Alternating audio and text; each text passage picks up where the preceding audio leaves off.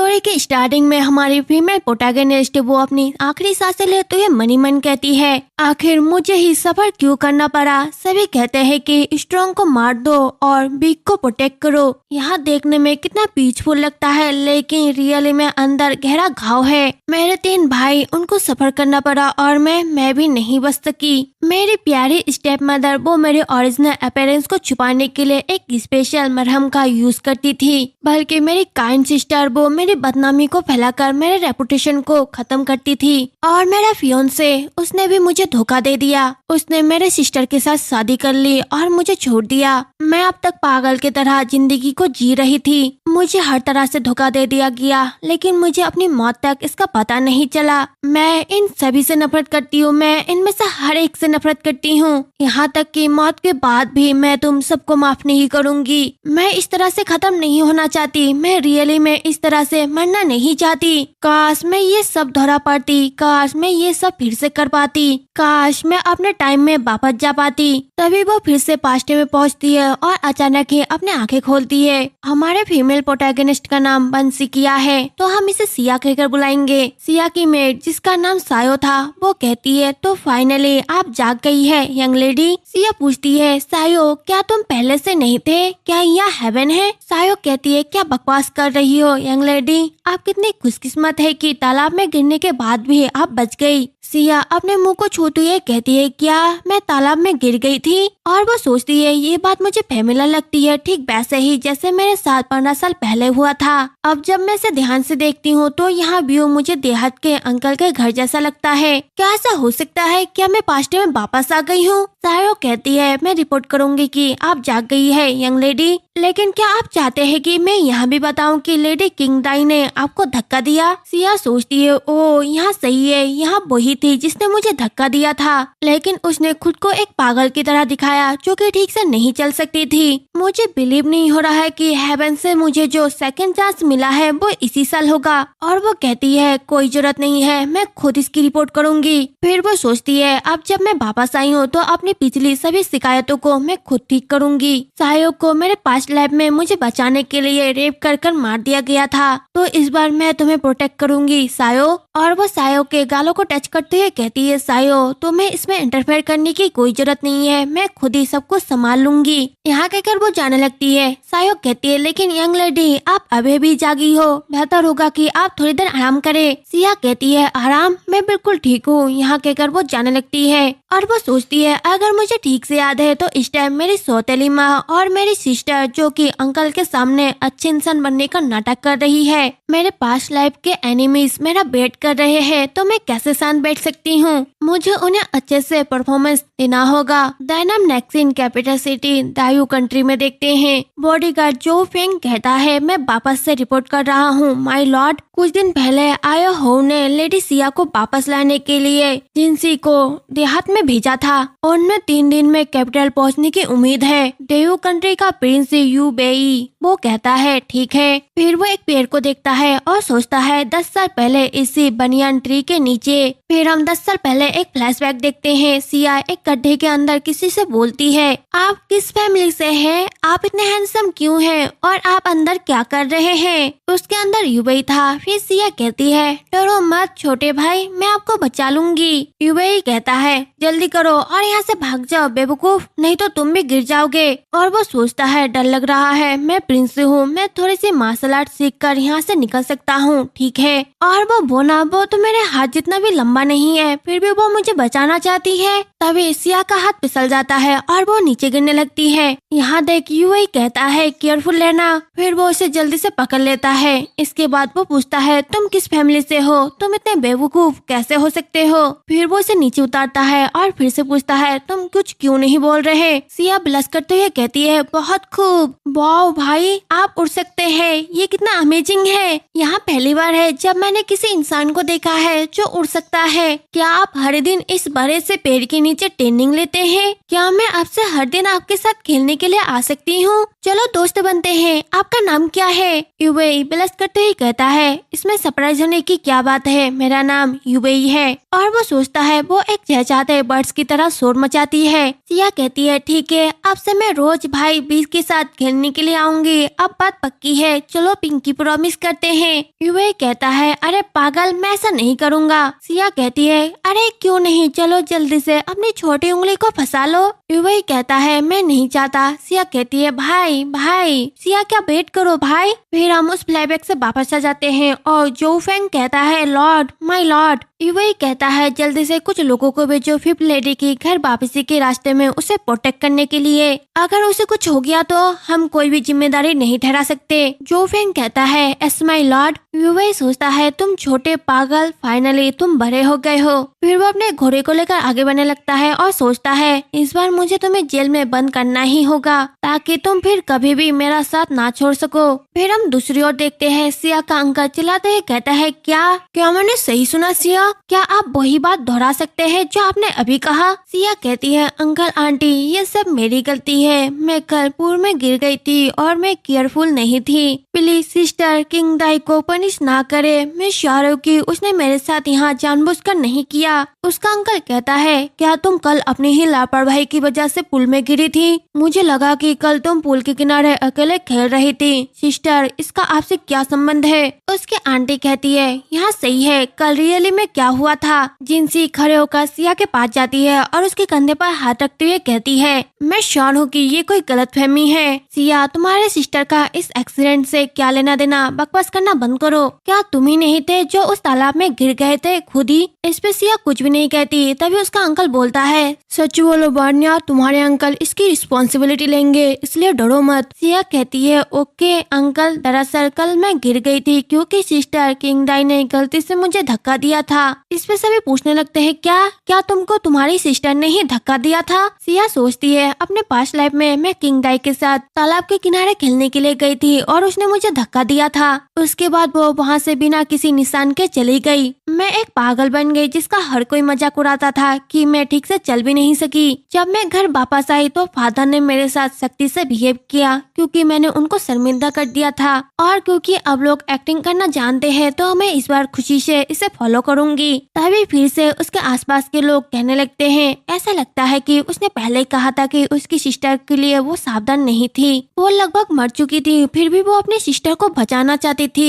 Lady Siya सच में बहुत ही kind लड़की है। तभी जिनसी बोलती है, यहाँ सरासर झूठ है सिया, तुम ऐसे बकवास नहीं कर सकती। अपनी बड़ी सिस्टर को इस तरह से बदनाम करने से आपका क्या फायदा होगा? तभी सिया घुटनों के बल बैठते हुए कहती है, मॉम, ये सब मेरी गलती है, मुझे सच नहीं बोलना चाहिए था। अगर मैं मर भी जाऊँ तो भी मुझे ऐसा नहीं करना चाहिए था। प्लीज गुस्सा मत करो मॉम, मैं अंकल और आंटी से झूठ नहीं बोलना चाहती। यहाँ सुन, आसपास के लोग कहने लगते हैं, वो कैसी मॉम है? उसकी ही बेटी लगभग मर गई थी, फिर भी वो उससे झूठ बोलने के लिए कह रही है, कितना घिनौना है। जिनसी ओरिजिनली एक मिस्ट्रेस है, इसलिए वो सिया को अपनी असली बेटी नहीं मानती। इसमें कोई सरप्राइज की बात नहीं है। यहाँ सुन, जिनसी गुस्से में कहती है, तुम। तभी सिया की आंटी सिया के पास आती है और कहती है, प्लीज तुम खड़े हो जाओ, प्यारे बच्चे, पहले तुम खड़े हो जाओ। सिया कहती है, ठीक है। तभी उसकी आंटी कहती है, भाभी, सिया वो अपनी मॉम के प्यार के बिना बड़ी हुई है। क्या एक बार एक एस्ट्रोलॉजी ने यह नहीं कहा था कि उस पर आने वाला हर एक बैड लक उसके फादर को इफेक्ट करेगा? बड़े भाई ने सिया को हमारे पास भेजा ताकि हम उसकी देखभाल कर सके। सिया वो हमारी असली बेटी नहीं है, फिर भी हमने उसे तब से पाला है जब वो छोटी बच्ची थी। हम उससे बहुत प्यार करते हैं जैसे कि वो हमारी असली बेटी हो। हमने उसे म्यूजिक, चेस, ड्राइंग, पोयम और नियम सब सिखाए हैं। वो हर एक चीज में बहुत ही अच्छी है। अगर आप उसके कैरेक्टर में सवाल उठा रहे हैं तो आप यहाँ कहना चाहते हैं कि हमने उसे अच्छे से शिक्षा नहीं दी है? जिनसी कहती है, मेरा यहाँ मतलब नहीं था। तभी किंग दाई कहती है, मॉम, अंकल, क्या आपको मेरी बात भी सुनने की कोशिश नहीं करनी चाहिए? छोटी बहन, तुम दोपहर के समय तालाब में गिर गई थी। उस समय मैं अपने कमरे में झपकी ले रही थी, तो फिर मैं आपके साथ कैसे रह सकती थी? आपकी बकवास मुझे मुश्किल में डाल रही है। और वो सोचती है, जब मैंने उसे धक्का दिया तो मैंने अपने चारों ओर देखा कि कहीं कोई और तो नहीं है। मुझे बस उसके ब्लेम को गलत साबित करना है, फिर मैं इस मामले से आसानी से निकल सकती हूँ। सिया पूछती है, अगर आप वहाँ पे में नहीं थे सिस्टर, तो आपको कैसे पता चला कि मैं दोपहर में गिर गई थी? किंग दाई कहती है ऐसा इसलिए हुआ क्योंकि मेट्स ने मुझे बताया था। सिया कहती है मेरी और सिस्टर के बीच के डिफरेंस को मॉम और चाचा दोनों को ही मुश्किल में डाल देगा।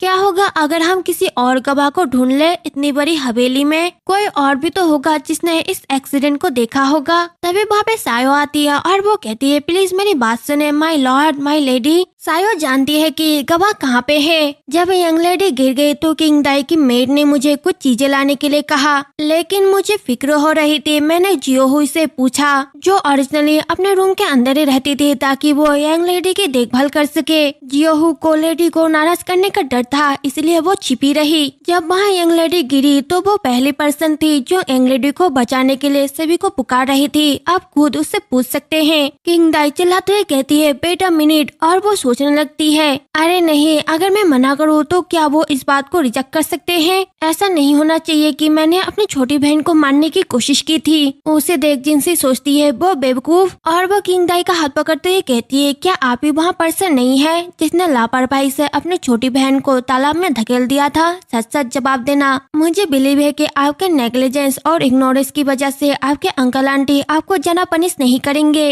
किंग दाई सब समझ जाती है और वो रोने की एक्टिंग करते हुए कहती है हाँ मॉम, मैंने ही किया। मेरा पैर गलती से रॉक में फंस गया और मेरी बहन तालाब में गिर गई नीचे। सिया सोचती है ये कितना घिनौना है, उन्होंने इस इंसिडेंट को एक एक्सीडेंट में बदल दिया। इन माँ बेटी के शब्द तो कमाल के हैं। जिनसी कहती है क्या ये सच में एक एक्सीडेंट है? तो आपने जवाब क्यों नहीं उठाया? किंग दाई घुटनों के बल बैठ जाती है और कहती है मॉम, मैं डर गई थी, मुझे सच कहने की हिम्मत नहीं थी, मुझे माफ कर देना, मुझे माफ कर देना। सिया कहती है रो मत बहन, प्लीज सबसे पहले खड़े हो जाओ। अंकल, ऐसा लगता है कि मेरी बहन ने यहाँ जानबूझकर नहीं किया, प्लीज उसे पनिश ना करे, मैं आपसे प्रार्थना करती हूँ। उसके अंकल कहते हैं तुम बहुत ही दयालु और नेक बच्चे हो, मेरे पास और कोई चॉइस नहीं है। फिर वो सोचता है यहाँ एक फैमिली मैटर है, इसे पब्लिश करना अच्छा नहीं होगा, और वो कहता है चलो इस बात को यहीं छोड़ो, तुम अब जा सकती हो। सिया कहती है ओके। फिर वो जाने लगते हैं और सायो पूछती है यंग लेडी आप उनसे माफी क्यों मांग रही थी? क्या आप उन्हें ऐसे ही जाने देंगे? सिया कहती है किसने कहा कि मैं उन्हें जाने दूंगी, यहाँ तो बस एक बिगिनिंग है। आपसे मैं उन्हें रियलिटी दिखाऊंगी कि पीठ पे चूड़ा घोटना कैसा होता है। डायनाम नेक्स्ट सीन में देखते हैं सिया सायो से कहती है सायो क्या आपने हमारा सारा सामान घर जाने के लिए पैक कर दिया है? सायो कहती है बस सब तैयार है यंग लेडी, हम कल कैपिटल लौटने के लिए जल्दी निकलने वाले हैं, इसलिए प्लीज रेस्ट कर ले यंग लेडी। सिया सोचती है यहाँ अजीब है, मुझे याद है कि वो यही थी। यहाँ सोचते है वो अपने चेहरे को देखने लगती है। तभी सायो कहती है यंग लेडी प्लीज अपने चेहरे को रगड़ना बंद करो, आप मेरे लिए सबसे ब्यूटीफुल लेडी है। सिया सोचती है सिस्टर किंग दाई को बचपन से ही कैपिटल में नंबर 1 लेडी कहा जाता है, मैं भी अपनी प्रेगनेंसी की वजह से अपनी फैमिली को शर्मिंदा नहीं कर सकती है ना। फिर वो अपने चेहरे से मास्क को निकालने लगती है। यहाँ देख सायो चौंक जाती है और वो कहती है यंग लेडी आपका चेहरा? सिया अपने चेहरे से मास्क को निकालने के बाद कहती है ओहो अब अच्छा लग रहा है। वो बहुत ही प्रीटी लग रही थी, जिसे देख सायो कहती है हे भगवान यंग लेडी आपका चेहरा बदल गया है। सिया कहती है कोई सरप्राइज नहीं, जिनसी ने जानबूझकर मेरे अपीयरेंस को छिपाने के लिए ब्यूटी क्रीम का यूज किया। मुझे पता चला है कि वो डरती है कहीं मैं उसकी बेटी के सबसे सुंदर होने की पोजीशन को छीन ना लूं। सायो कहती है क्या तो मैडम ने कई सालों तक आपको नुकसान पहुंचाया है? फिर वो क्रीम के डिब्बों को लेकर कहती है यंग लेडी मुझे इन्हें फेंकने दो। सिया उसे रोक लेती है और कहती है सायो बस इस क्रीम की सच्चाई को मत बताना, मैं इसे जारी रखना चाहती हूँ। सायो कहती है यंग लेडी। सिया कहती है यहाँ चेहरा मेरे स्टेप मदर के बुरे कामों को सबके सामने उजागर करने का एक सबूत है, इसीलिए मुझे इसकी अच्छी तरह से रक्षा करनी होगी। अगले दिन सिया अपने अंकल आंटी से अलग हो गई और जिनसी और अन्य लोगों के साथ कैपिटल वापस जाने लगी, और फाइनली वे देयू कंट्री के हलचल भरी कैपिटल में पहुँचे। हर तरफ देखते हुए सिया सोचती है मेरे पास लैब में घर वापस आने के बाद जिनसी ने सभी सर्वेंट को धमकी दी, और मैंने एक पागल की तरह सोचा कि वो मेरे रेपुटेशन को बढ़ाने के लिए अहंकारी बन रही है, जबकि रियली में वे ऐसा जानबूझकर कर रही थी ताकि वे सभी सर्वेंट मुझे नुकसान पहुंचा सके।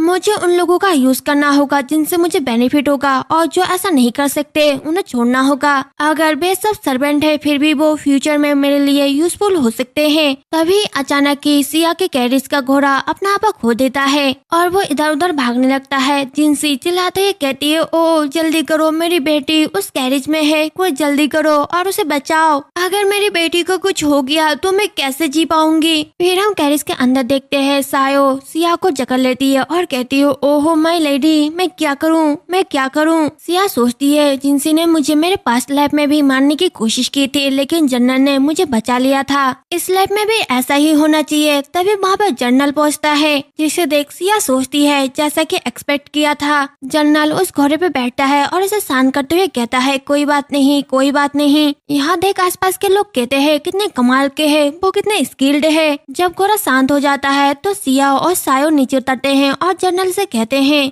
मेरी जान बचाने के लिए थैंक यू सर। और वो सोचती है वो जनरल जुनहान है, जो जैन कंट्री के ग्रेट जनरल के पोते हैं। फिर जुनहान घोड़े से नीचे उतरता है और कहता है, तुम बहुत ही काम दिख रही हो यंग लेडी, ऐसा लग रहा है जैसे कि तुम अभी उस गाड़ी के अंदर नहीं थे। सिया कहती है, मैं आपकी दयालुता को कभी नहीं भूलूंगी, मुझे माफ करना। फिर वो नुकसान पहुंचे लोगों से मिलती है और उन्हें पैसे देते हुए कहती है, मुझे माफ करना सब कुछ गड़बड़ करने के लिए, प्लीज इन पैसों का यूज अपने दुकान को ठीक करने के लिए करे। शॉपकीपर बोलता है, थैंक यू मिस, कुछ डिसबैंडेड सोल्जर पहले ही हमारे स्टॉल पर सवार हुए थे और उन्होंने हमें पैसे वापस नहीं किए। इस पे एक लेडी बोलती है, भगवान का शुक्र है कि आप जैसी काइंड लेडी यहाँ पे है। सिया कहती है, सायो हमारा घर ज्यादा दूर नहीं है, चलो वापस घर चलते हैं। सायो पूछती है, क्या आप ठीक है यंग लेडी। सिया कहती है, ऑफ कोर्स। यहाँ कहकर वो वहाँ से जाने लगते हैं। उसे देख जुनहान सोचता है वो दिखने में बहुत ही रिलेबल है और उसका टोन बहुत ही शांत है। उसने उस व्यापारी को भी ट्रीट दिया जो कि लॉस की वजह से सफर कर रहा था।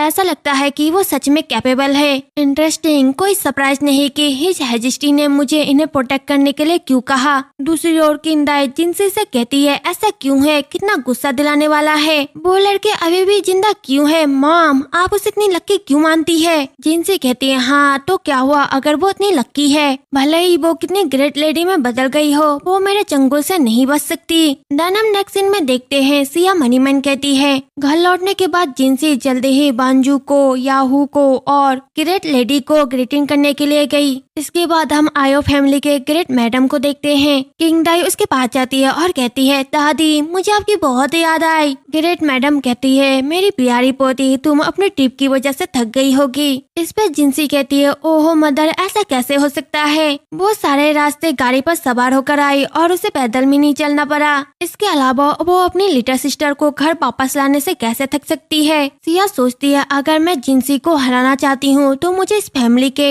सबसे दो पावरफुल लोगों का विश्वास जीतना होगा। मेरे पास लाइफ में जिनसी ने मेरे दादी और मेरे फादर को मेरे से दूर करने के लिए बहुत कोशिश की। मैं इस लाइफ में कभी भी वो गलती नहीं दोहराऊंगी। फिर उसकी दादी पूछती है, क्या आप सिया है। सिया सोचती है, मैं अभी घर वापस आई हूँ, मैं दादी के ज्यादा करीब नहीं हूँ। किंगडाई जैसे बिहेव करने से उन्हें और अनकंफर्टेबल होगा। मुझे अपने फादर से बहुत सारी शिकायतें हैं, इसलिए सबसे पहले मैं अपनी दादी का दिल जीतूंगी। और वो अपने सिर को झुकाते हुए कहती है, फादर दादी प्लीज मुझे माफ करना, क्योंकि मैं इतने सालों में आपकी बेटी नहीं बन पाई। मैं आप सभी से इसकी वजह से माफी चाहती हूँ। सिया की दादी और उसके फादर याहो हो उसके पास आते हैं और उससे कहते हैं, नहीं मेरी प्यारी बेटी, प्लीज अपना सिर उठाओ, शुक्र है कि आप घर वापस लौट आए, शुक्र है भगवान का। फिर उसकी दादी कहती है, जल्दी से खड़े हो जाओ। ओहो मेरे प्यारे बच्चे, तुम्हें कितना दर्द हो रहा होगा, इतने सालों में तुम कितने दुखी रहे होंगे बेचारे। यहाँ देख किंगडाई सोचती है, वो रास्कल अपने पर्पस को पूरा करने के लिए किस तरह से एक्टिंग कर रही है ताकि ग्रैंड मदर और फादर उससे प्यार कर सके। याओ हो पूछता है, मेरे प्यारे बच्चे, क्या तुम इतने सालों तक अपने फादर से नाराज हो क्योंकि तुम्हें देहात में भेज दिया गया था। सिया कहती है, मेरे फादर ने यहाँ सब मेरे लिए किया, इसलिए मैं आपसे नाराज नहीं हूँ। याओ हो कहता है, कितना अच्छा बच्चा, तुम कितनी प्यारी हो। फिर उसकी दादी कहती है, यहाँ बच्चा सच में बहुत ही समझदार है। फिर याहो कहता है, सड़क पर कई दिन बिताने से आप भूख से मर रहे होंगे, चलो हम पहले खा लेते हैं। फिर उसकी ग्रैंड मदर कहती है, सिया आज तुम स्टार हो, तुम आज अपने दादी और पापा के साथ बैठ सकती हो। सिया कहती है, ठीक है मैं वैसा ही करूँगी जैसा आप कहेंगे दादी। जिनसी जिनसी सोचती है क्या यहाँ सब उस लड़की ने बस अनफॉर्चुनेटली किया या फिर वो ये सब प्लान कर रही है। नहीं, मैंने अपने रास्ते में कई ट्रैक लगाए थे, इसलिए मैं श्योर नहीं हूँ कि आप धोखा नहीं खाएंगे। तो इधर बात देखते हैं। वे सभी साथ में खाना खा रहे थे, तभी याहू हो कहता है, सिया वहाँ लेटर जो तुम्हारे अंकल आंटी ने मुझे भेजे थे, उन्होंने मुझे बताया कि तुम्हें किस तरह का खाना पसंद है। तो मैंने सबसे कहा कि वे आपके फेवरेट डिश को बनाए, जल्दी करो और इन्हें ट्राई करो। इन्हें देख किंग दाई सोचती है कितना परेशान करने वाला है। पहले मैं पापा और दादी के बीच में बैठती थी।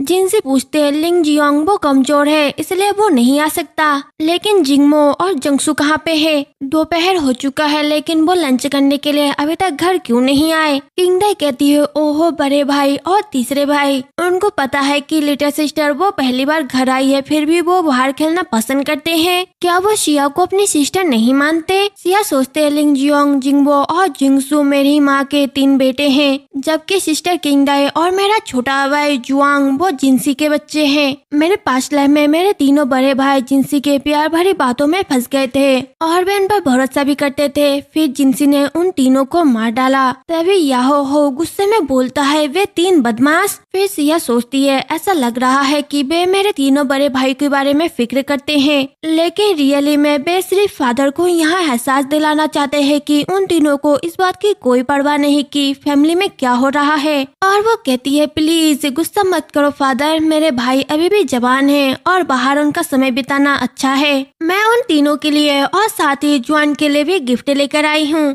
जब वे सब वापस घर आ जाएंगे तब मैं उनसे मिलूंगी। याहू हो कहता है जरा सोचिए जुआन कहाँ है? उसकी बड़ी बहन घर वापस आई है। वो सबसे छोटा होने के बावजूद भी सिया को हेलो नहीं कह रहा, ये कितना मिसबिहेव है। इस पे जिनसी कहती है जुआन वो अभी स्कूल में ही है, हाल ही में उनके टीचर उन्हें बहुत सारा होमवर्क दे रहे हैं। और वो सोचती है साली मेरे बेटे की छूने की तेरी हिम्मत कैसे हुई? तू खुद को बहुत ही हिम्मत वाली समझती है ना? आया हो कहता है हाँ, अगर वो रोज कड़ी मेहनत करता तो आज उसे स्कूल में ज्यादा टाइम नहीं बिताना पड़ता। सिया कहती है क्योंकि मेरा छोटा भाई होमवर्क करने में बिजी है, इसलिए मैं खुद उसके लिए खाना बनाऊंगी ताकि उसकी थकान दूर हो सके। कल मुझे मिले मेडिकल बुक रेसिपी के अकॉर्डिंग। याहू पूछता है ओहो तुम मेडिकल नॉलेज भी रखती हो? सिया कहती है एस फादर और ग्रैंडमदर के ग्रेट मेडिकल एबिलिटी के कारण वे अनगिनत लोगों की जान बचाने के लिए एबल है और हमारी फैमिली को मार्कोरिस का टाइटल भी रिसीव हुआ है। याहू फैमिली की बेटी होने के नाते मैं अपनी जड़ों को कैसे प्राप्त कर सकती हूँ? और वो सोचते हैं जिनसी और किंग दाई के साथ मेरी फाइट वो बस नॉर्मल मैटर है, इसलिए मुझे अपने फादर को दिखाना होगा कि मैं जीतने के लिए क्या हथियार बना सकती हूँ। फिर वो कहती है मैं बचपन से ही मेडिसिन के बारे में स्टडी कर रही हूँ और मैंने पहाड़ों की गहराई में ग्रेट मास्टर से भी ज्ञान लिया है, इसलिए मैं मेडिसिन फील्ड में स्किल्ड हूँ। मैं श्योर हूँ कि फादर ने हम 6 लोगों के नाम जड़ी बूटियों के नाम पर रखे होंगे ताकि हम अपने पूर्वजों की जड़ों को कभी न भूले और आयो फैमिली की महिमा को कायम रखे। फादर मैं इसे हमेशा याद रखूंगी और बेस्ट देने की कोशिश करूंगी। याहो हो हंसते हुए कहता है ओ बहुत ही अच्छी बात कही। हमारी फैमिली के नॉवल बन जाने के बाद और हमारी पीढ़ी के बाद कुछ लोग मेडिकल एक्सपर्ट बचे होंगे,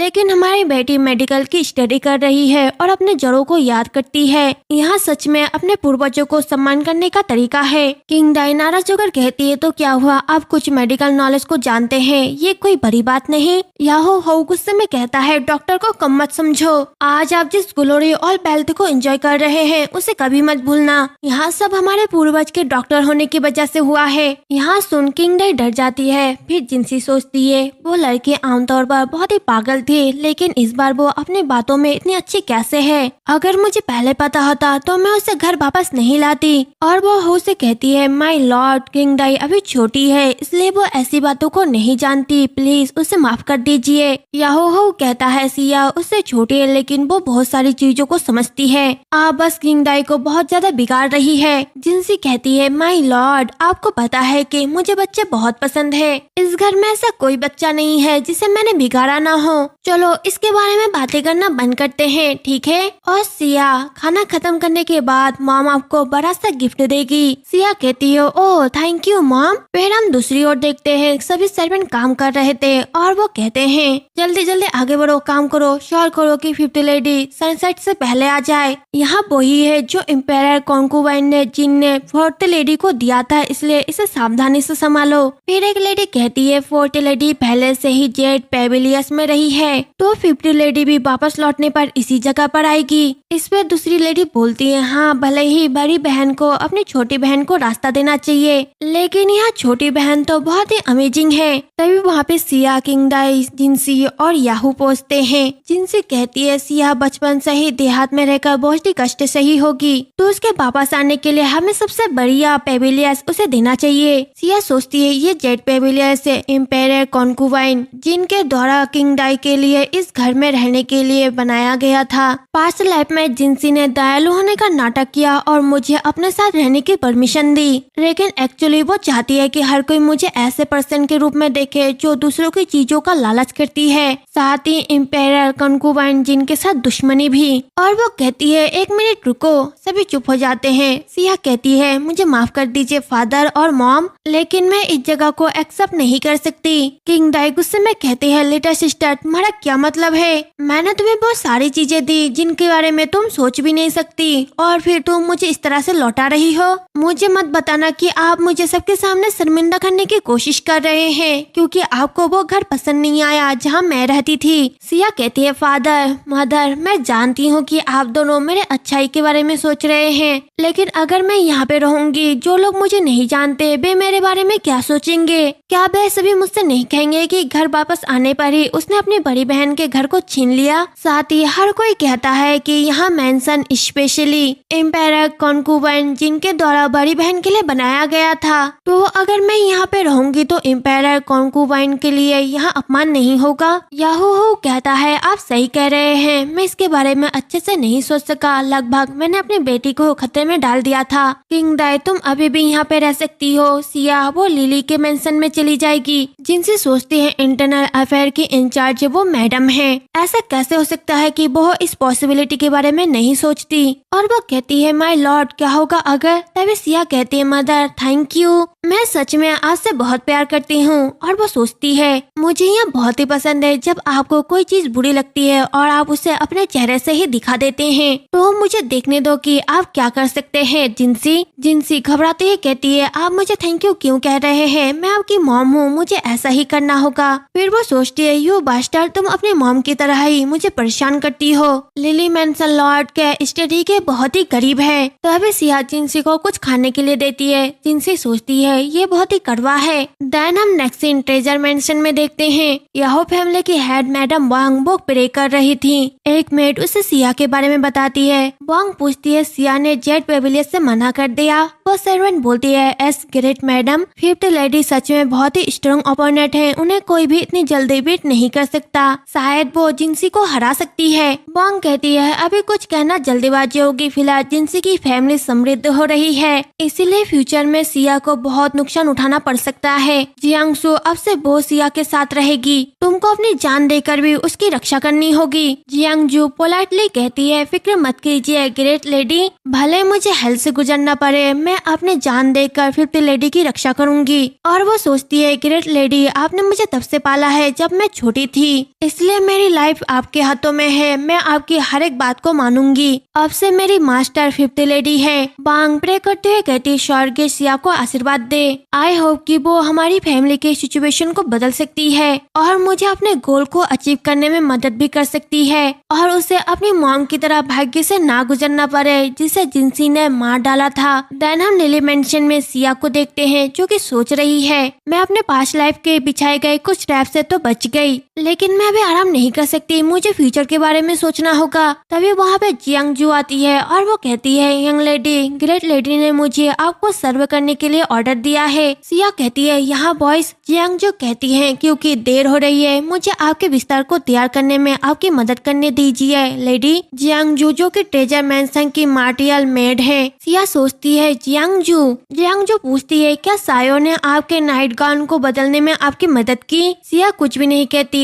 जियांगजू सोचती है वो लेडी कुछ क्यों नहीं बोल रही, क्या मैंने किसी तरह से उन्हें नाराज कर दिया? फिर वो कहती है अगर यंग लेडी चाहे तो मैं अभी आपका नाइट गाउन तैयार कर सकती हूँ। सिया उसका हाथ पकड़ते हुए कहती है जियांगजू तुम्हें हर बार मेरे सामने घुटने टेकने की जरूरत नहीं है और आपको इतनी पोलाइटली बातें करने की कोई जरूरत नहीं है। जियांगजू कहती है यंग लेडी। सिया सोचती है मेरे पास्ट लाइफ में जियांगजू ने लास्ट तक अपने मिशन को पूरा किया और मुझे बचाने बचाने के लिए वो जलकर मर गई। फिर वो कहती है और मेरे सोने की फिक्र मत करो, मुझे फिर से तुम्हें अच्छे से देखने दो। जियांगसू घबरा जाती है और कहती है यंग लेडी। सिया सोचती है मुझे खुशी है कि मैं फिर से उसे देख सकती हूँ। तभी वहाँ पे सायो भागते हुए आती है और कहती है बुरी खबर है यंग लेडी, थर्ड मास्टर को जुआ खेलने के आरोप में गॉडेस पेविलियस में हिरासत में ले लिया गया। लॉर्ड इतने गुस्से में है कि वो अभी थर्ड यंग मास्टर को छुड़वाने वाले हैं। सिया कहती है जियांगसू सिचुएशन को देखने के लिए मेरे साथ चलो। फिर हम दूसरी ओर देखते हैं याहू चिल्लाते हुए कहता है वहाँ रास्कल, उसने कैपिटल के मास्टर में ही जीचू को उकसाने की हिम्मत कैसे की। ना केवल उसने 3 मिलियन सिल्वर को खोए है बल्कि मुझे उसे छुड़वाना भी है। ये हमारी फैमिली के लिए कितना अपमानजनक है। जिनसी कहती है माय लॉर्ड, आप जोंगसू से नाराज है फिर भी आप उसे अनदेखा नहीं कर सकते। अगर उसे कुछ हो गया तो मैं भी नहीं जी पाऊंगी। और वो सोचती है हाँ मुझे पता था उस बेवकूफ को अच्छे से धोखा दिया जा सकता है। मैंने उसके सर्वे के लिए जो मेड रखा था वो हमेशा उसे फिजूल खर्ची करने, औरत के साथ खेलने और शराब पीने, जुआ खेलने के लिए उकसाता रहता है। और इस बार तो उसने बड़ी मुसीबत खड़ी कर दी है। तभी वहाँ पे सिया आती है और वो कहती है फादर प्लीज मुझे आपके साथ चलने दीजिए। याहू कहता है चुप हो जाओ, कोई बेटी अपनी मर्जी से घर कैसे छोड़ सकती है, जल्दी से सो जाओ। सिया कहती है फादर मुझ में कमी है लेकिन खून पानी से ज्यादा गाढ़ा होता है। जब मेरा भाई मुसीबत में है तो मैं कैसे सो सकती हूँ, प्लीज मुझे अपने साथ ले चलिए। याहू कहता है मैं श्योर हूँ कि आपको फिक्र करने की जरूरत नहीं होगी। अगर आपका भाई थोड़ा समझदार होता। अरे नहीं चलो तुम मेरे साथ चलो। सिया कहती है ओके फादर। यहाँ सब देख जिनसी सोचती है क्या वो पागल मरना चाहती है, तो मैं कितनी लकी हूँ, यहाँ तो एक ही तीर से 2 शिकार करने जैसा है। फिर सिया मनी मन कहती है मैं तुम्हें दिखाऊंगी कि मैं क्या कर सकती हूँ। जिनसी आज रात से आपके डाउनफॉल की शुरुआत होगी। द सीक्रेट टावर देश की सबसे मिस्टीरियस ऑर्गेनाइजेशन कई सालों से ऑफिशियल वर्ल्ड और अंडर वर्ल्ड में दोनों में एक्टिव है। उनका इंटेलिजेंट नेटवर्क हर जगह तक फैला हुआ है। उन्होंने कहा है कि 7 देशों की मिली हुई दौलत भी उनकी सालाना आमदनी को नहीं पीट सकती। सीक्रेट टावर के फाउंडर ने गॉड पेविलियस की स्थापना की। यहाँ सोने की गुफा में से एक है जहाँ देहू देश के सबसे धनी लोग आते हैं। फिर हम दूसरी ओर देखते हैं आयो फैमिली का तीसरा बेटा यंग मास्टर जियांगसू वो लॉर्ड में जीजू के सामने घुटनों के बल बैठा हुआ था। मैं जीजू कहता है यू आर लॉस्ट, तो चूज करो, या तो तुम 3 मिलियन टन चांदी का मुआवजा दोगे या फिर अपना एक पैर तोड़वाना चाहते हो। जियांगसू कहता है इम्पॉसिबल, लगातार मैं कैसे हार सकता हूँ, तुम जरूर धोखा दे रहे हो। मैं जीजू जियांगसू के बाल खींचने लगता है और कहता है क्या तुम उस पर धोखाधड़ी के आरोप को लगाने की हिम्मत रखते हो, मैं तुम्हें मार डालूंगा। यहाँ सब देख जुनहान बोलता है आयो फैमिली का तीसरा बेटा आयो जेंसी वो एक ब्रेव मैन है लेकिन उसके अंदर बुद्धि नहीं है। यहाँ तक कि उसने एक यंग लेडी को छुड़वाने के लिए जुआ खेला जिसने अपने पेरेंट्स के अंतिम संस्कार के लिए खुद को बेच दिया था, लेकिन उसकी बुद्धि में कमी थी। जुआ के टेबल पे वो लालची था और एंड में लॉर्ड मेई को नाराज कर बैठा। यहाँ बहुत बड़ी दुविधा थी। इस पे यूवेई कहता है क्या उसके जैसा यंग भी जुए का एडिक्ट हो सकता है। इस कंट्री का फ्यूचर वो अभी भी अंधेरे में है। जूहन सोचता है मैं बर्बाद हो गए, एक बार जब हिज हाइनेस वापस आ जाए तो वे मुझे जरूर और काम देंगे। और वो कहता है योर हाइनेस आप उन दोनों को एक जैसा नहीं मान सकते। यूवेई कहता है जीचू के बगल वाले लड़के ने डिक्स को फेंकते टाइम चीट किया है। जीचू के कैरेक्टर की वजह से उसे इसके बारे में पता नहीं चला। जूनहान हैरानी से कहता है क्या। यूवेई कहता है मेरा कार्ड ले लो और इसे शांति से खत्म करो। एक बार जीचू मेरे कार्ड को देखेगा तो वो इस प्रॉब्लम को ज्यादा नहीं खींचेगा। जूनहान बोलता है मैं समझ गया। फिर वो वहाँ से जाते हुए सोचता है हिज हाइनेस ने रियली में आयो जियांगसू के लिए अपने पर्सनल कार्ड का यूज किया। उन्हें इस बात की फिक्र रही होगी कि इस मामले से लेडी सिया दुखी हो जाएगी। तभी वहाँ पे सिया एंटर करती है और वो कहती है उसे छोड़ दो, मैंने कहा कि उसे छोड़ दो। उसे देख यूवेई सोचता है वो छोटा पागल। इस पे जीचू बोलता है क्यों, क्या आप आयो फैमिली के थर्ड मास्टर के कर्ज को चुकाना चाहते हैं या। सिया वहाँ से जाते हुए कहती है मेरे पास पैसे नहीं है, मेरी जेब खाली है। जीचू बोलता है आप जैसी पुअर गर्ल ऐसे मीटली एक्ट क्यों करेगी। और वो सोचता है ये लड़की क्या इसे पता नहीं है कि मैं कौन हूँ। सिया कहते हैं लॉर्ड में कौन सा रूल कहता है कि कोई गरीब अपनी बातें नहीं कह सकता। प्लस आप सबके सामने यहाँ क्यों नहीं एक्सेप्ट करते कि आपने धोखा दिया। जीचू गुस्से में कहता है क्या आप पीटना चाहते हैं। तभी आयो हो कहता है माय लॉर्ड ये लड़की अभी अभी देहात से लौटी है तो इसके बारे में वो ज्यादा कुछ नहीं जानती। और बच्चे तुम बकवास करना बंद बंद करो। सिया कहती है उन्होंने कहा है कि जब प्रिंस रूल को तोड़ते हैं तो उन्हें भी जनता की तरह ही सजा मिलनी चाहिए, और लॉर्ड होने के नाते मैं श्योर हूँ कि आप इसके बारे में हमसे ज्यादा जानते हैं। जंगसू कहता है सही कहा लड़की, अगर तुम उसके गुनाहों का पर्दाफाश कर दोगी तो मैं तुम्हें अपनी रखेल बनाऊंगा। सिया सोचती है मेरा तीसरा भाई वो अभी भी इतना बेवकूफ क्यों है। दूसरी ओर युवई वो गुस्से में कहता है वो लड़का, याहो हो गुस्से में कहता है अरे बेवकूफ कैसी रखेल, हाँ वो तेरी छोटी बहन है। जंगसू बोलता है ओ मेरी लिटिल सिस्टर वो घर वापस आ गई, लेकिन तुम मेरी तरह प्रीटी क्यों नहीं हो, लेकिन तुम्हारा बिहेवियर वो मेरे जैसा है इसलिए तुम मुझे पसंद आई। याहो हो गुस्से में कहता है अरे तुम्हारी सिस्टर तुम्हारी तरह कीमती है, मैं तुम्हारी गर्दन एक ही बार में काट दूंगा। जूजू कहता है तुम लोगों की फैमिली किस तरह की बातें कर रहा है, और बेवकूफ औरत मुझे फर्क नहीं पड़ता कि तू किसकी बेटी है, पर अगर तूने मुझे फंसाने की कोशिश की तो तुझे इसकी कीमत चुकानी पड़ेगी। याओ हो बोलता है प्लीज नाराज मत होइए माय लॉर्ड, आइए इसके बारे में हम शांति से बात करते हैं। सिया कहती है अगर आप सच में जेंटलमैन है तो मुझे इन पासों के साथ साथ आपके सर्वेंट को भी चेक करने की परमिशन दीजिए, अगर मुझे कोई भी प्रॉब्लम नहीं मिली तो आप मुझे पनिश कर सकते हैं। जीजू कहता है ओहो क्या तुम मेरे लोगों को सर्च करना चाहते हो। यहाँ सुन ओहो चिल्लाते हुए कहता है सिया नहीं। जीजू उसे रोकते हुए बोलता है यहाँ मेरी और इस पागल लड़के के बीच की प्रॉब्लम है, किसी को भी इसमें इंटरफेयर करने की परमिशन नहीं है। मैं देखना चाहती हूँ कि तुम्हारी जैसी पागल लड़की क्या कर सकती है। अगर तुम्हें कुछ नहीं मिला तो मैं तुम्हारे भाई के पैर ही नहीं बल्कि तुम्हारे आंखें भी निकाल दूंगा। सिया पूछती है क्या यह एक डील है। तभी युवे बोलता है उसका बड़ा कजन होने की वजह से ये मेरी गलती है कि जीजू का रवैया ऐसा हो गया है, वो अपने पेरेंट्स की वजह से बहुत बिगड़ गया है। जीजू अपने पार्टनर से बोलता है चोंग भाई उसे चेक करने दो। चोंग भाई बोलता है माय लॉर्ड इस लड़की के पास कोई भी प्रूफ नहीं है, आपको तो इसे सजा देनी चाहिए, आप इसके पीछे क्यों पड़े हैं। जीजू कहता है मैंने तुमसे कहा है कि उसे तुम्हें सर्च करने दो तो दो, बकवास करना बंद करो। चोंग भाई सिया के पास जाता है और कहता है यंग लेडी क्या आपको डर नहीं लगता अगर आप किसी मैन के शरीर को छुएंगे तो आप भविष्य में शादी नहीं कर पाएंगे। सिया कहती है मैंने ये नहीं कहा कि मैं करूँगी, यहाँ बहुत सारे लोग हैं, मैं श्योर हूँ कोई ना कोई जरूर होगा जो ये करना चाहेगा। तुम इतने परेशान क्यों हो रहे हो, क्या तुम कुछ छिपा रहे हो इसीलिए तुम मुझे खुद को चेक करने के लिए नहीं दे रहे। चांग भाई बोलता है ओके फिर सर्च करो, और वो सोचता है मैं यहाँ के सभी लोगों को जानता था और अगर उन्हें कुछ मिल भी गया वो एक भी शब्द कहने का साहस नहीं करेंगे क्योंकि लॉर्ड यहाँ पे है, लॉर्ड जरूर उनकी आंखें निकाल लेंगे। यहाँ से देख युवे गुस्से में कहता है जुनहान वो बदमाश उसे इतना टाइम क्यों लग रहा है। तभी वहाँ पे जुनहान आता है और वो कहता है बेट उनकी बजाय मुझे सर्च करने दीजिए, और वो सोचता है मैं हाइनेस के गुस्से को फील कर सकता हूँ, मुझे जल्दी करनी चाहिए। जीजू जुनहान के गले में हाथ रखते हुए कहता है जुनहान तुमने मुझे कुछ क्यों नहीं बताया कि तुम वापस आ गए हो। जुनहान बोलता है भाई मैं जानता हूँ कि आप बहुत ही खुश है क्योंकि आपने वहाँ पैसा जीत लिया है, इसलिए मैं मजे को खराब नहीं करना चाहता।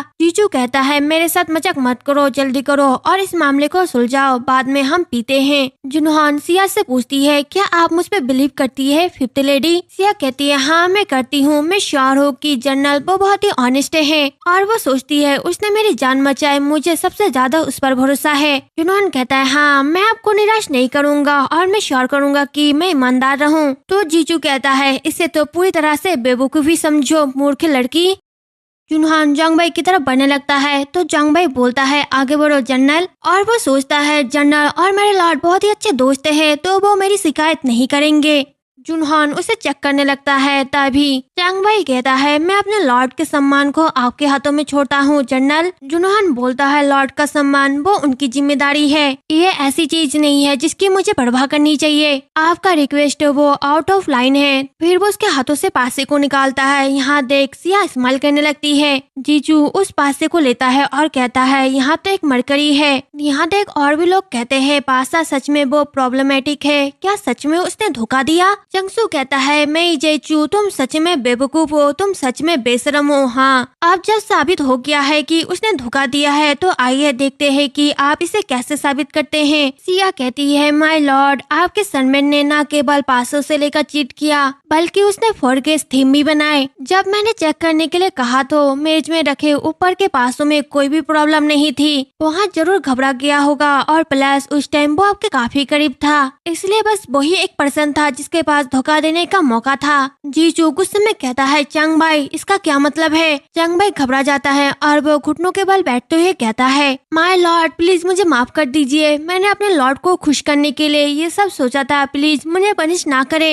जीजू गुस्से में कहता है, मैं तुम्हें मार डालूंगा पागल। जुनहान धीरे से उससे कहता है, हिज हाइनेस वो दूसरे मंजिल पर है, क्या आप अभी भी किसी को मारने के लिए हंगामा करना चाहते हैं? जीसू चुप हो जाता है और सोचता है, मैं बर्बाद हो गया, आज रात मैंने जुआ खेला और किसी को बंधक बना लिया, मेरा कजन प्रिंस वो मेरा सिर काट देगा। फिर वो वहाँ से जाते हुए कहता है, जब हम घर वापस आ जाएंगे तो मैं तुम्हें पनिश करूंगा। चंग भाई कहता है, माय लॉर्ड आपके काइंडनेस के लिए थैंक यू थैंक यू। जीजू अपने सर्वेंट से कहता है, तुम वहाँ पे क्या कर रहे हो, जल्दी करो और इसे छोड़ दो। तो आए हो? जीसू से कहता है, चलो यहाँ एक गलतफहमी थी तो इसको हम सुलझा लेते हैं। जंग सोचेला तो ये कहता है, इसे सुलझाना जाहिर है कि उसने धोखा दिया, पर उसने इसका इल्जाम मुझ पर लगाया, मैं उसे जाने नहीं दे सकता, मैं यहाँ पक्का करूंगा कि वो। तभी सिया कहती है, चुप हो जाओ और चलो घर चलो। जंगसू घबराते हुए कहता, ओ हाँ ठीक है। आया हो जीसू से माफी मांगते हुए कहता है, हे माय लॉर्ड मेरा बेटा और मेरी बेटी अभी भी इनमेच्योर है, इसलिए प्लीज दया दिखाए और इस मामले को छोड़ दे, हम पहले वापस जाएंगे।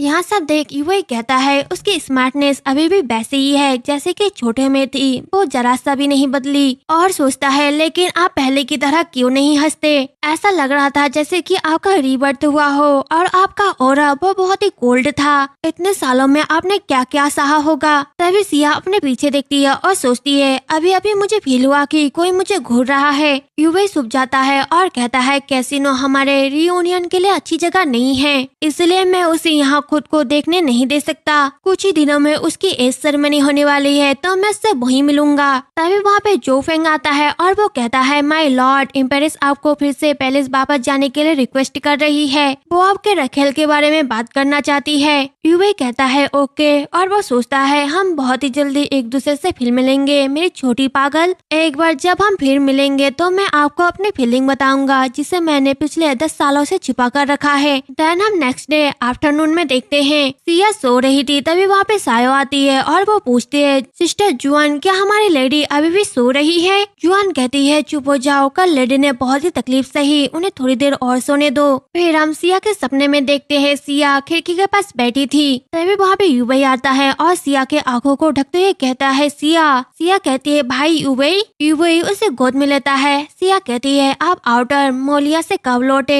आपको चोट तो नहीं लगी? यूबई उसे बिस्तर में ले जाता है और कहता है, सिया मैं तुम्हें कभी नहीं छोड़ूंगा, क्या आप मेरे से शादी करोगे? सिया कहती है, हाँ हम हमेशा साथ रहेंगे। फिर वो उसे किस करने वाली थी तभी यूबई कहता है, आप अपने पेट में शैतान के साथ नरक में क्यों नहीं चले जाते? फिर वो इसका गला दबाने लगता है। सिया कहती है, मेरी मदद करो, कोई मेरी मदद करो। तभी वो अपनी आंखें खोलती है और चलाते हुए कहती है, मुझे जाने दो। सायो उसके पास थी और वो पूछती है, यंग लेडी क्या आपने कोई बुरा सपना देखा? सिया कहती है, क्या यहाँ सिर्फ एक सपना है? सायो कहती है, यंग लेडी आप नींद में बहुत सारी बातें करते हैं, आप ब्रोदर यूबई को बुलाते रहते हैं। ब्रोदर यूबई कौन है? सिया को गुस्सा आने लगता है। सायो पूछती है, अरे यंग लेडी आपको क्या हुआ? सिया कहती है, कुछ नहीं, मैं तो बस नींद में बातें कर रही थी। सायो कहती है, ओ अच्छा, यंग लेडी आपकी एज सेरेमनी होने वाली है, इसलिए आपका सिर बादलों में नहीं हो सकता, वरना आप जब अपने हस्बैंड के फैमिली में एंटर करेंगे तो लोग आपका मजाक उड़ाएंगे।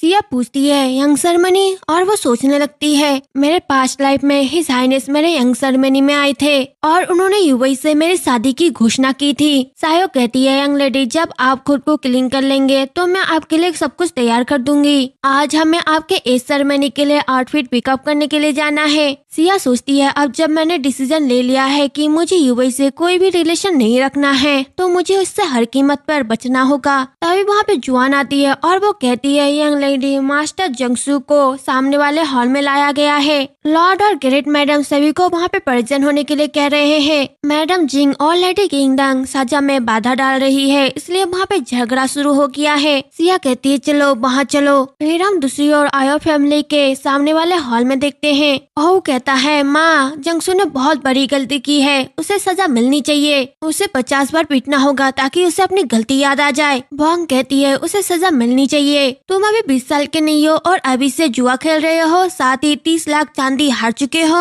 अगर हम इस तरह के बिहेवियर को अनपनिश किए छोड़ देंगे तो इससे हमारी फैमिली के रेपुटेशन पर इफेक्ट पड़ेगा। किंग डाई इसका विरोध करते हुए कहती है उसे मत मारो फादर, थर्ड ब्रदर ने अपनी गलती मान ली है, प्लीज इसे माफ कर दीजिए। जंगसू बोलता है सही कहा। इसमें जिंगसी बोलती है माय लॉर्ड, ये सब मेरी गलती है, अगर आप किसी को सजा देना चाहते हैं तो मुझे दीजिए। याहो हो कहता है आप अभी भी इस क्रिमिनल को डिफेंड कर रहे हैं, ये सब इसलिए है क्योंकि तुम उसे बिगाड़ती रहती हो, एक माँ के तौर पर तुम नाकाम हो। जंगसू बोलता है मदर की इंसल्ट मत करो फादर, जो भी गुस्सा निकालना है मुझ पर निकालो। यहाँ सब देख सिया सोचती है थर्ड ब्रदर वो जिंसी से सबसे ज्यादा प्यार करता है, इसलिए वो यहाँ नहीं देख पा रहा था कि कौन सही है कौन गलत। अगर मैं यहाँ कमजोर पड़ गई तो वो कभी भी सच नहीं जान पाएगा। जंगसू सिया से कहता है लिटिल सिस्टर क्या तुम बस वहीं खड़ी रहोगी और अपने थर्ड ब्रदर को सजा देते हुए देखूंगी? किंग डाई कहती है बिल्कुल सही छोटी सिस्टर, आप जल्दी से फादर से विनती करो और थर्ड ब्रदर को जाने दो।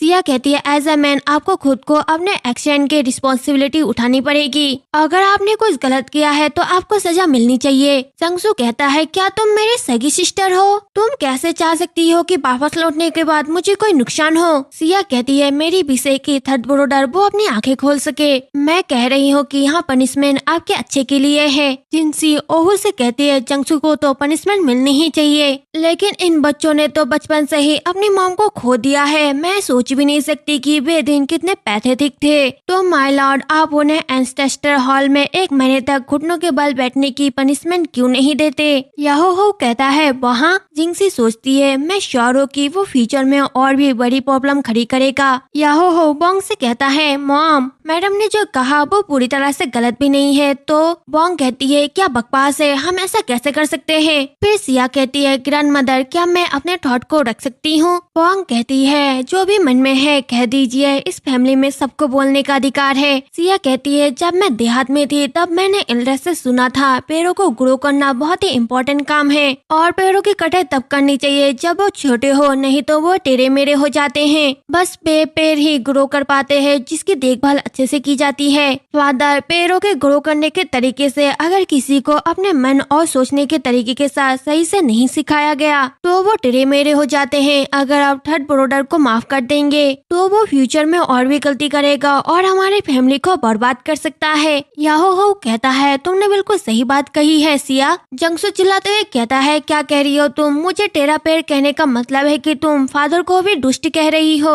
सिया सोचती हो ओहो डियर मदर क्या आपने थर्ड ब्रदर को बिना दिमाग के पैदा किया था? जंगसू चिल्लाते हुए कहता है फादर लिटिल सिस्टर कह रही है कि आप बदमाश है। याहो हो उसे लात मारते हुए कहता है तुम ही हो जो कुछ भी नहीं समझते। फिर वो अपने सर्वेंट से कहता है उसे बैकयार्ड में ले जाओ और उसे जोर से मारो। जंगसू चिल्लाते हुए कहता है मदर प्लीज मेरी हेल्प कीजिए। जिनसी याहो हो का हाथ पकड़ते हुए कहती है माय लॉर्ड। याहो हो कहता है जो भी उस क्रिमिनल की मदद करेगा उसे भी पीटा जाएगा। जिनसी कहती है लेकिन दूसरी ओर जंगसू को पीटा जाता है और वो चिल्लाते ही कहता है अरे नहीं दर्द हो रहा है, बहुत दर्द हो रहा है। फिर जिनसी सिया से मिलती है और उससे कहती है सिया तुम कैसे कुछ नहीं कह सकती, वो तुम्हारा असली भाई है। सिया कहती है फादर और मदर की तरह मैं भी थर्ड ब्रदर की भलाई चाहती हूँ, यही रीजन है कि मैं खुद को जोखिम में डालकर इस घटना को सुलझाने के लिए आगे आई। और वो सोचती है भगवान कौन दुखी होने का नाटक कर रहा है। बॉन्ग चिल्लाते हुए कहती है अगर करा सिया बहुत ही ब्रेव और स्मार्ट नहीं होती तो हमारी फैमिली की रेपुटेशन कब का मिट्टी में मिल जाती। आयो हो हंसते हुए कहता है प्लीज मॉम नाराज मत होइए। सिया कहती है फादर मुझे लगता है कि यहाँ तरीका किसी को एजुकेट करने के लिए सही है, बच्चों को बिगाड़ना और उन्हें लाड़ प्यार करना सच में उन्हें नुकसान पहुँचा सकता है। यहाँ सुन जिनसे सोचती है ये लड़की मुझे मत बताना कि उसने कुछ नोटिस किया है। सिया कहती है मैं मानती हूँ कि बच्चों को एजुकेट करने का सही तरीका है कि जब वो छोटी मोटी गलतियाँ करते हैं तो उन्हें डांटा जाए और जब वो बड़ी गलती करते हैं तो उन्हें पनिश किया जाए। तभी वहाँ पे एक पर्सन आता है और वो कहता है यहाँ कहने का कितना अच्छा तरीका है, प्यार देखभाल और अच्छे इरादे।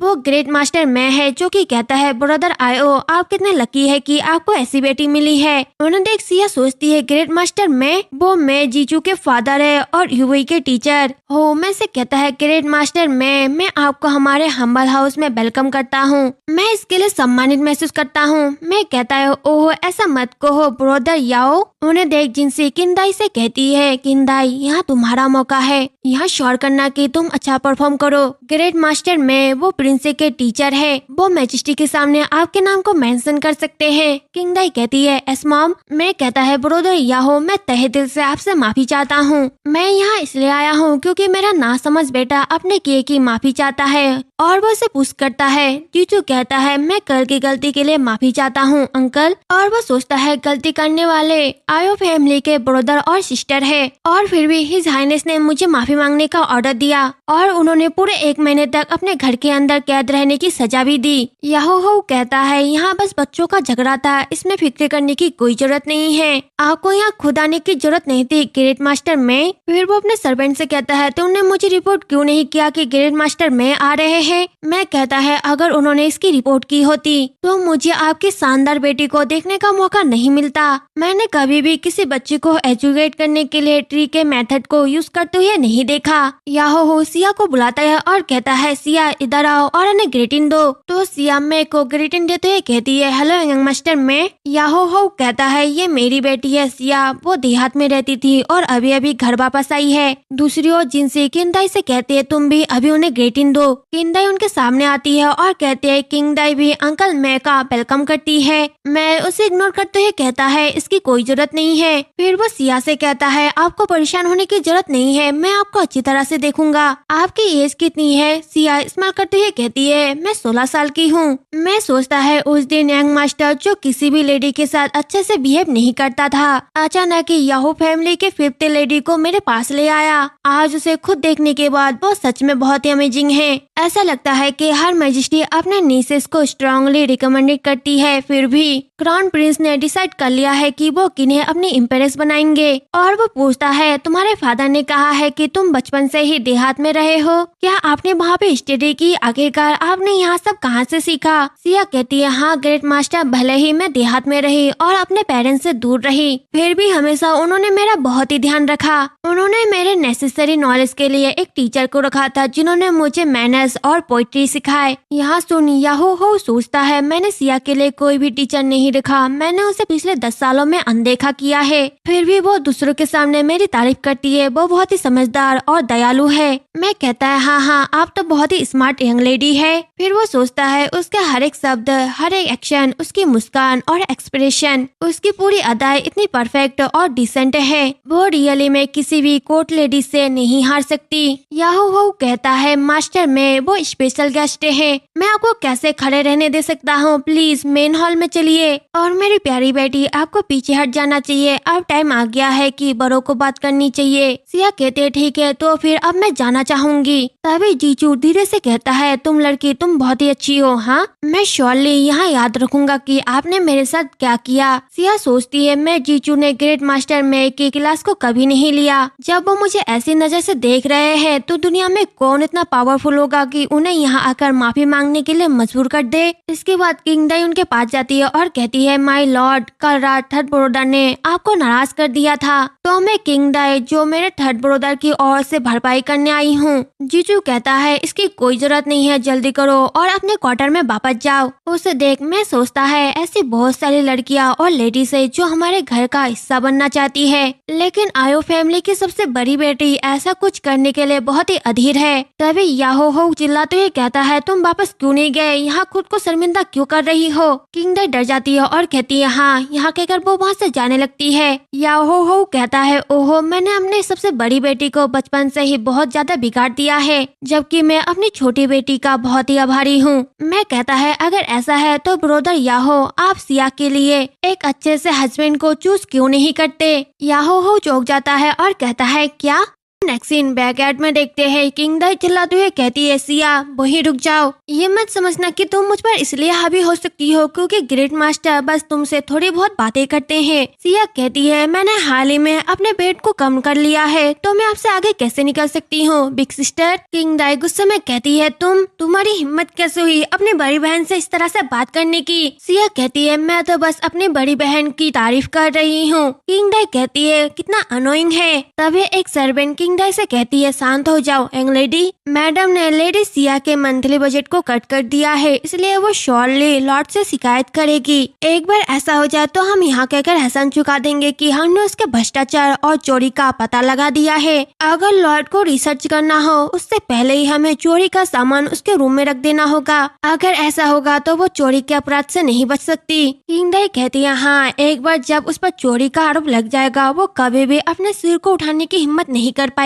देन हम नेक्स्ट डे पवन शॉप नंबर 1 में देखते हैं। सिया और सायो वहाँ पे पहुँचते हैं और शॉपकीपर से बोलते हैं प्लीज एक बार इस पर नजर डालिए। शॉपकीपर सायो सिया से पूछती है मिस, हालांकि हाउसकीपर मंथली बजट को रोक रही है। यहाँ बुक मैडम ने आपको दी है, क्या आप वाकई में ऐसा करना चाहती है? सिया कहती है मेरे लिए यहाँ इम्पोर्टेंट है कि मैं उनके साथ रहूँ जो मेरे करीब है, अन्य चीजें मायने नहीं रखती। फिक्र मत करो सायो, क्योंकि मैंने उस बर्डलेस बुक को गिरवी रखने का फैसला किया है। मैं श्योर हूँ कि मैं कुछ दिनों के बाद पैसा कमा भी सकती हूँ। तभी शॉपकीपर उस बुक को रखते हुए बोलता है अरे बेवकूफ लड़की, तुम क्या गिरवी रख रही हो, ये बस खाली किताब है। सिया कहती है इनके पेजेस के बीच में कुछ वैल्यूएबल चीजें हैं, और वो सोचती है दरअसल यहाँ सफेद जेट सिर्फ एक इंट्रोडक्शन है, यहाँ वर्डलेस पेपर एक अनमोल खजाना है। बहुत बुरा हुआ केवल कुछ ही लोग इसके वैल्यू को जानते हैं। उस वर्डलेस बुक के अंदर हजारों मेडिकल के नुस्खे लिखे हुए हैं और यहाँ सबसे वैल्यूएबल डिवाइन बुक है, और मैंने पूरे मटेरियल को याद कर लिया है। अगर मैं क्लिनिक में बैठूं तो मुझे महीने में कुछ पैसा मिल सकता है किसी को सीक्रेट प्रिस्क्रिप्शन पर नजर रखने से रोकने के लिए। सफेद जेट पर एक सीक्रेट पोशन का यूज किया जाता है, इसे पेपर पर रखने से लिखे हुए शब्द वो दिखाई देने लगते हैं। मेरी माँ के मरने के बाद इस दुनिया में मैं ही वो इंसान हूँ जो उन औषधियों को तैयार कर सकती हूँ। फिर वो कहती है शॉपकीपर मैं इस बुक को 3 महीने के लिए गिरवी रखना चाहती हूँ, मैं इसे खुद ही वापस ले लूंगी, आगे बढ़ो और तय करो कि इसकी कीमत कितनी होगी।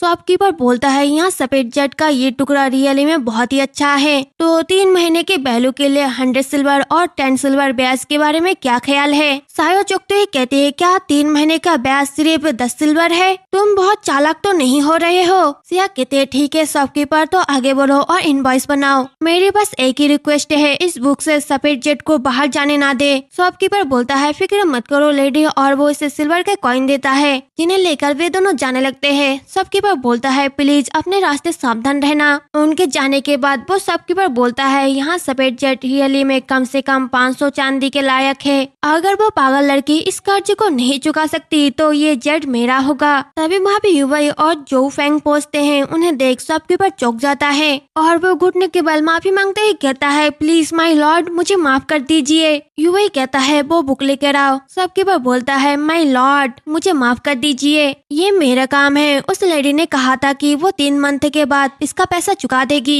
युवाई कहता है अगर तुम और बकवास करोगे तो तुम मारे जाओगे। शॉपकीपर डर जाता है और वो इसे बुक देते ही कहता है यहाँ ले लीजिए। युवाई उसे लेता है और कहता है जब हम वापस आएंगे तो तुम्हें सजा के तौर पर 10 चक्कर लगाने होंगे। जोहू फेंग घबराते ही कहता है एस माय लॉर्ड। फिर वो जाने लगते हैं। जोहू फेंग सोचता है लॉर्ड जरूर गुस्से में होंगे क्योंकि लेडी सिया मुसीबत में होने के बाद भी उनसे मदद मांगने नहीं आई, पर कोई हैरानी की बात नहीं है कि वो आपको ढूंढने के लिए क्यों नहीं आती। तुम दोनों ने एक दूसरे को कितने दिनों से नहीं देखा, उसकी वजह मुझे तकलीफ उठानी पड़ती है। देन हम नेक्स्ट सीन हेवेली बुटीक में देखते हैं। सायो सिया से कहती है यंग लेडी हमारे पास कुल मिलाकर 100 सिल्वर है, लेकिन क्या आप रियली में सेकंड मास्टर के लिए बॉक्स फॉर खरीदने के लिए 15 सिल्वर को खर्च करना चाहते हैं? सिया कहती है विंटर्स आने वाले हैं और दूसरे भाई की तबीयत ठीक नहीं है, जिनसी ने उसके लिए जो फर खरीदा था उसमें जरूर छेड़छाड़ की गई होगी, यहाँ उनके लिए सेफ होगा जो मैंने उन्हें भेजा था। सायो कहते हैं लेकिन अगर आप अपने इस सेरेमनी के लिए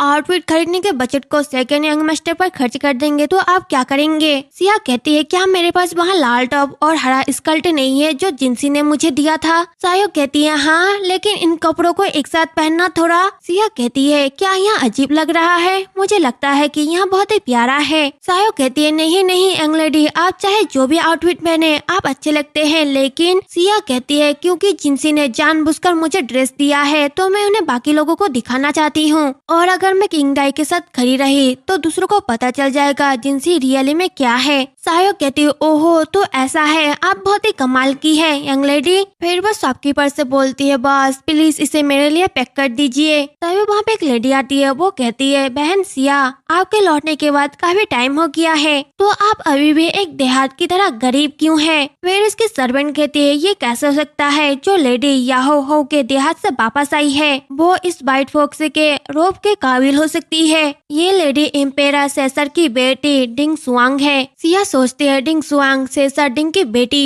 बहुत बिगड़े परिवार में पली बड़ी है और किंग दाई के साथ उसका अच्छा संबंध है। मेरे पास्ट लाइफ में उसने मेरे सबसे बड़े भाई से शादी किया था, लेकिन उसे चौथे प्रिंस के खिलाफ विद्रोह करने के लिए प्रोत्साहित किया गया, जिसकी वजह से मेरे बड़े भाई का सिर काट दिया गया था। सुआंग कहती है ये व्हाइट फॉक्स का रोब बहुत ही अच्छी क्वालिटी का है, इसे मुझे दे दो। सिया उससे उस रोब को वापस लेती है और कहती है पहले आओ और पहले लो। वे दोनों चौंक जाते हैं। सिया कहती है एक गरीब देहाती और यहाँ मेटेरियल जो कि गरीब लोगों के बहुत ही हार्डवर्क से बना हुआ है। सुआंग कहती है हाँ तुम ना ही बदसूरत हो बल्कि तुम बहुत ही बेशरम भी हो। किंग दाई के दोस्त होने के नाते मुझे तुम्हें सबक सिखाना ही होगा ताकि तुम याओ फैमिली को शर्मिंदा न कर सको। इस पे सायो कहते एक अच्छे से पढ़े लिखे इंसान कभी भी दूसरों को पब्लिक में मजाक का पात्र नहीं बनाते। तुम तो इतनी जिद्दी और नाइंसाफ हो, अच्छा ही है कि तुम अभी भी सिर्फ हो। सुआंग चिल्लाते हुए कहती है तुम्हारे जैसे मेट की हिम्मत कैसे हुई मुझे लेक्चर देने की, उसके मुंह पर जाकर थप्पड़ मारो। उसकी सर्वेंट कहती है एस माय लेडी। फिर वो उसे थप्पड़ मारने के लिए आगे बढ़ती है, तभी सिया आकर उसे रोक लेती है और कहती है मेरे लोगों पर अटैक करने की तुम्हारी हिम्मत कैसे हुई, क्या तुम मरना चाहते हो। वो सर्वेंट कहती है तुम किसे डरा रहे हो, मुझे नहीं लगता कि तुम लोगों को पब्लिक में किसी को भी मारने की हिम्मत करोगे। सिया अपने सिर से पिल निकालती है और कहती है क्या हम इसे ट्राई करें। यहाँ तक वे दोनों डर जाते हैं। सुआंग कहती है मौत मौत, कोई हमारी मदद करो, जल्दी करो और कोई मेरी मदद करो, या वो फैमिली की दूसरी बेटी मुझे मारने वाली है। तभी वहाँ पे जुनहान आता है और वो कहता है कौन दिन दहाड़े लोगों को मारने की कोशिश कर रहा है। फिर वो सोचता है याहो फैमिली की दूसरी बेटी का क्या ही लक है। जैसे ही वो अंदर गए अंदर कुछ हो गया। सुआंग चिल्लाते हुए कहती है जनरल याहो फैमिली की दूसरी बेटी किसी को मारना चाहती है, सबने इसे देखा। सिया रोने की एक्टिंग करते हुए कहती है क्या जनरल ने मुझे कोई भी कदम उठाते हुए देखा है या फिर मुझे किसी को मारने के लिए मेरे हाथ में कोई हथियार। सुआंग चौंक जाती है और कहती है आपके सिर पर लगी हुई चांदी की हेयरपिन इसका प्रूफ है। सिया कहती है ओहो अब तो हेयरपिन को भी एक हथियार माना जा सकता है ना, क्योंकि लेडी डिंग ने भी अपने सिर पर बहुत सारी ज्वेलरी पहनी हुई है, तो इसका मतलब यहाँ है कि आप भी सभी को मारने वाले हैं।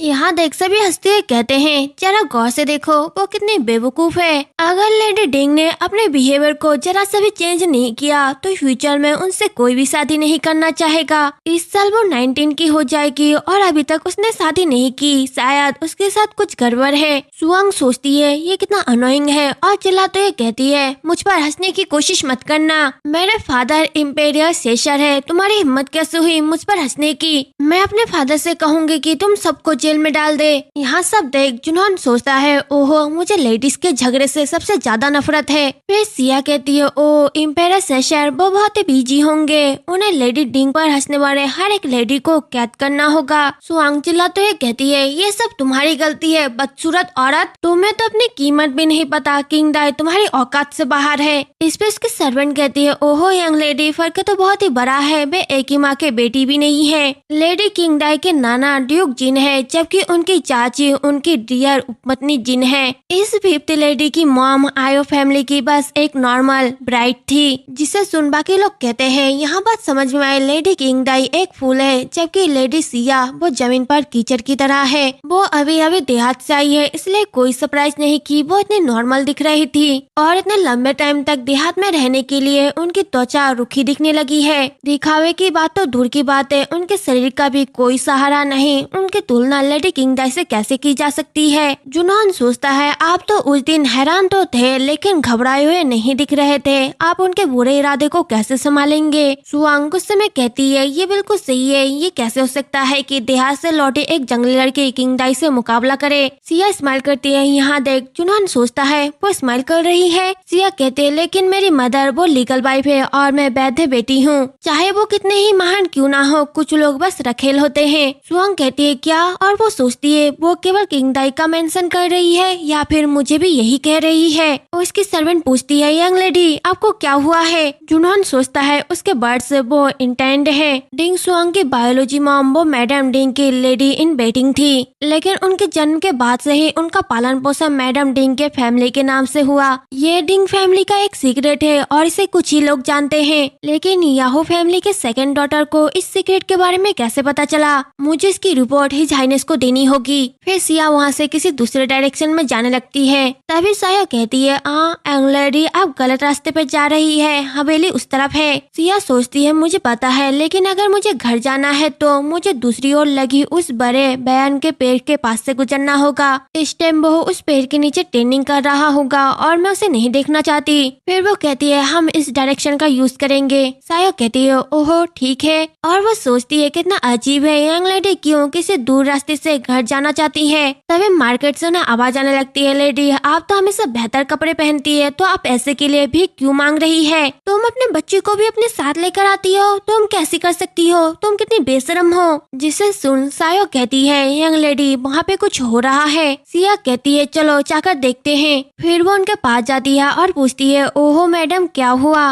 वो लेडी कहती है, यंग लेडी मेरा नाम किंग रुओली है और मैं अपने पति को ढूंढने के लिए कैपिटल आई हूँ। मेरे साथियों ने मुझे बताया कि मेरे पति मर चुके हैं, लेकिन मुझे अभी भी उनकी डेड बॉडी नहीं मिली, तो मैं कैपिटल में अपने पति को ढूंढना चाहती हूँ और साथ ही अपना गुजारा भी करना चाहती हूँ, कोई छोटी मोटी जॉब कर कर। सिया कहते हैं किंग रुआलियो, और सोचती है क्या किंग रुआलियो बहुत ही वेल्थ बिजनेसमैन नहीं है? 3 साल में उसकी दुकान पूरे कैपिटल में फैल गई, ऐसा कोई नहीं है जो उसके नाम को ना जानता हो। उसका हस्बैंड चैन सिमाई है जिसे ऑफिशियली रूप से चुना गया था। उसने लाल जिले में अपना समय बर्बाद किया और एंड में किंग रुआलियो को सारी बचत और भंडार छीन लिए गए। कहीं जाने या शिकायत ना करने के लिए कोई जगह ना होने पर एंड में उसने अपने एकलौते बेटे के साथ नदी में कूदकर आत्महत्या कर ली। और वो कहती है क्योंकि आपके हस्बैंड की मौत हो चुकी है तो आपको अपने बच्चे के साथ एक न्यू लाइफ को स्टार्ट करना है। फिर वो सोचते हैं कि रुआलियो की जिद और विश्वासघात मेरे पास्ट लाइफ में एक बुरी मौत थी। रुआलियो कहती है मैं इस पर बिलीव नहीं करती, जब तक कि मैं उसकी बॉडी को ना देख लूं मुझे बिलीव नहीं होगा। सिया उसे सिल्वर देते कहती ये लो 10 सिल्वर। यहाँ सुन साया चौंक जाती है। फिर एक लेडी बोलती है, यंग लेडी 10 सिल्वर बहुत ही ज्यादा पैसा है। यहाँ बहुत ही दुख की बात है कि आप उसके बहकावे में आ गए और उसे सारा पैसा दे रहे हैं। फिर सायो कहती है ऐसा मत करो यंग लेडी, हमारे पास ज्यादा पैसा नहीं है। तभी रुआलियो का बेटा सामने आता है और वो कहता है मेरी मॉम धोखेबाज नहीं है, वो झूठ नहीं बोल रही। यहाँ देख सिया सोचती है मैं भी अपने पास्ट लाइफ में एक बच्चे की माँ बनने वाली थी,